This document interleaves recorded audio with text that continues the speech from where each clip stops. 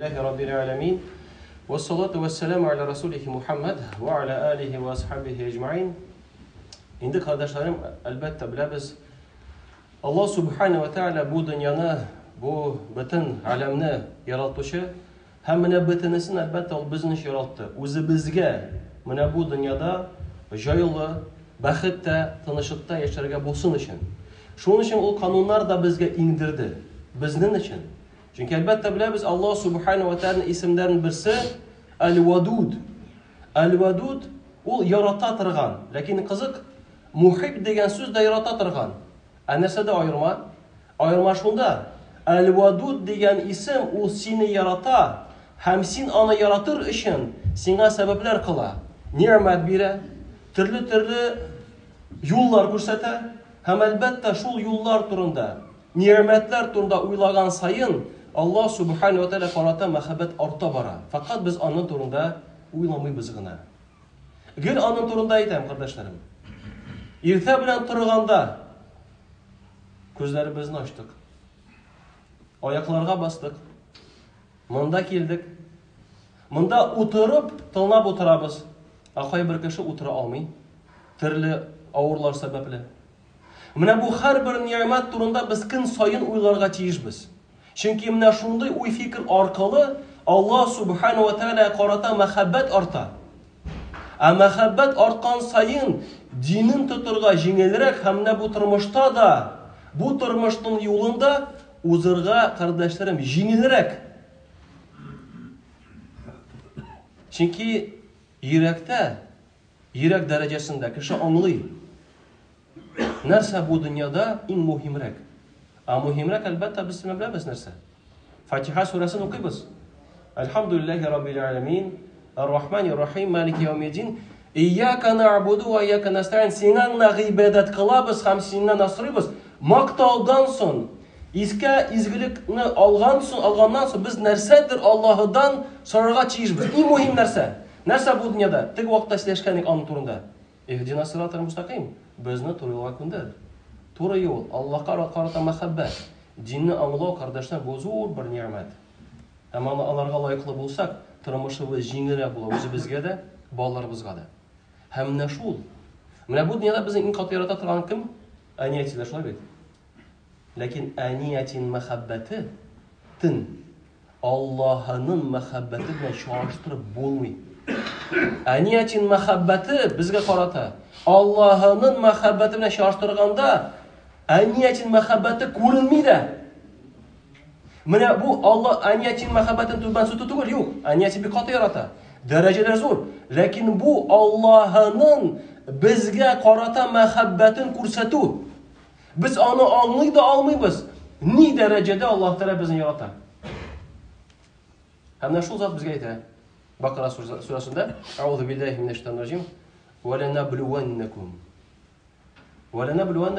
Allah Teala ayta hakikaten ne şu la degan narsa o hakikaten bu hak 100% hak biz sizni imtihonlaymiz deydi Allah Teala وَلَنَبْلُوَنَّكُمْ بِشَيْءٍ مِنَ الْخَوْفِ qo'rquv bilan وَالْجُوعِ ochliq bilan وَنَقْصٍ مِنَ الْأَمْوَالِ وَالْأَنْفُسِ وَالثَّمَرَاتِ yakınların turmuşun hayatını alıp, yani öldürüp, malını kimsetip, Allah Teala bizni imtihanlayı. Bunu turuna biliriz elbette. Lakin en kızığı narsa, sen turuşasın şu ağırlıkka lekmeske, sebep kılra gerek, turuş lekmeske. Lakin lektin iken, eğer de cennetlisin iken, başka şara illemeger, Allah'a itaat etip, sabır etip, onu uzarga, bizde bütün yok ihtiyar. Biz biliriz kişide ihtiyar hakkı var. Nişik türlü şulay yaşayı. Lakin eğer de sen cennet dilisin, eğer de bu dünyada baxit dilisin, eğer de özüne de ballarga da baxit dilisin, Allah'a itaat etüden başka kardeşlerim, bizde ihtiyar yok. Çünkü biz sayladık ne şul yoluna.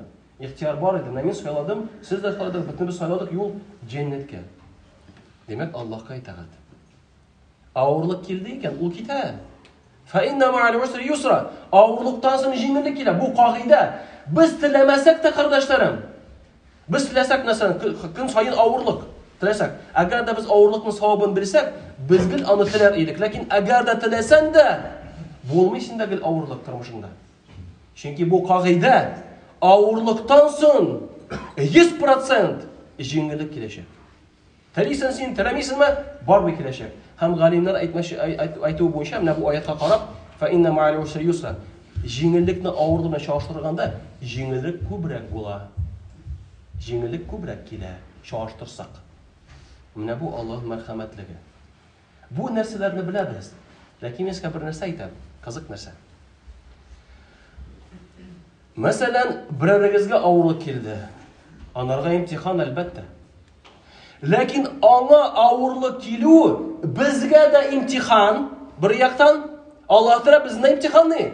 Без нишәрбез микән? Менә бу кешегә авырлык килде икән, біз анарга ярдәм итәбез микән? Ярдәм итмибез микән? Яисә индәшмичә торабыз микән? Бу безгә дә имтихан, бөтенебезгә, һәрберебезгә. Гаиләңдә хатында авырлы икән, аңа түгел, сиңа да имтихан бу. Син ничек үзеңне алып барасың? Ташлыйсың микән ул кешене? Ул иптәшеңне син ташлыйсың микән? Күршегә ярдәм итмисең микән? Ничек, миңа авырлык түгел бит, аңа авырлык килде бит. Аңа авырлык килде, анарга имтихан килде, ул аны уза әлбәттә Аллаһ бирсә. Ләкин ул бит имтихан китә, ул авырлык китә в любом случае. Ләкин син нишисең? Бу бит сиңа да имтихан. Авырлык китә, ләкин шул авырлык белән сез файдаланып, әҗер савап эшлисең килмимени? Бит Аллаһ Тәгалә шул якын кешеңә, хәтта белмәгән кеше булса да, авырлык биреп, сиңа имтихан биреп, икенче яктан әҗер савап эшләргә мөмкинлек бирә. Әҗер савап кайда һавада шикеллеме?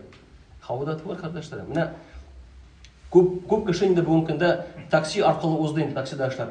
Күп кеше инде. Шундый вакыйга инде, шундый бүгенге көн инде. Шул 1000 сум эшләр өчен ярты көн буе җиртәсен кешене. 1000, әле ул чиста түгел. Бензин алып кирәк анда. 1000 эшләр өчен. Бу дөньяга карата. Әҗер савап валютасы үзгәрми. Ул Аллаһ Тәгалә алында. Бер яктан кыямәт көне күрәсең, икенче яктан бу дөньяда рухи ризык аласың, бәхеткә адым эшлисең. Аллаһ Тәгалә аңа авырлык биреп, син әйтә, менә әҗер савап эшлә. Эшлә. Теләсәң. Теләмәсәң инде үзеңдә гаип кара. Ләкин без анарга мохтаҗ. Шул кешегә ярдәм итәргә. Мал белән булсынмы? Мал юк икән киңәш белән. Киңәш булмаса, хотя бы янында булып бер матурсыз әйтер. Эй кардәшем, кайгырма, булырлар бирсә, бер линияң бар икән, связьлар бар икән, башка яктан да ярдәм итеп. Ләкин моны эшләсәк, кардәшләрем, бу үзебезгә кайта. 100% бу үзебезгә кайта. Үзебез дә андый чарада булганда Аллаһ Тәгалә кешесен җибәрер.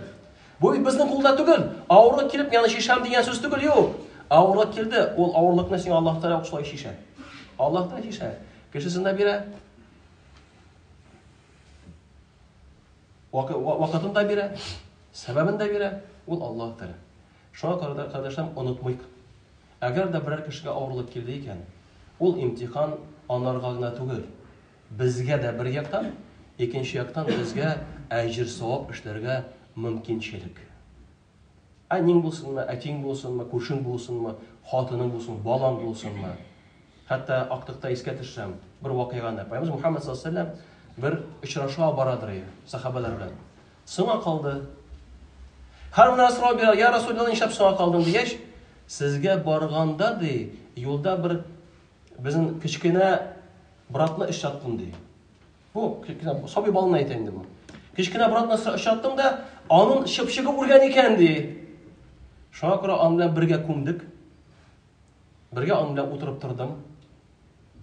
Хәлен уртаклашып, анарыс яна килдем. Хәтта шул дәрәҗәдә дә Пәйгамбер Мөхәммәд саллаллаһу алейһи ва сәллям анда минем очрашуым бар дип калдырмады бу сабый баланы. Кичкенә брат диде аны. Кичкенә брат. Анарга да ярдәм итте. Күпме үзеннән булдыра ала. Бергә күмеп, бергә авырлыгын уртаклашып утырып, юлын дәвам итте. Нишлә дә Пәйгамбер Мөхәммәд саллаллаһу алейһи ва сәллям безгә мисал күрсәтте, ничек әҗер савап эшләргә кирәк. Акчаң булмаса да, менә шул дәрәҗәдә дә була. Шуңа Аллаһ Тәгалә, кардәшем, һәрберебезгә дә көн саен әҗер савап эшләргә мөмкинлек югалтмаска насип итсә иде. Чөнки кыямәт көнне bir katı bizga, har birimizga ol izgilik kerak bo'lacak. Subhanaka Allohumma bihamdik, la ilaha illa anta astagfiruka va atubu ilayk.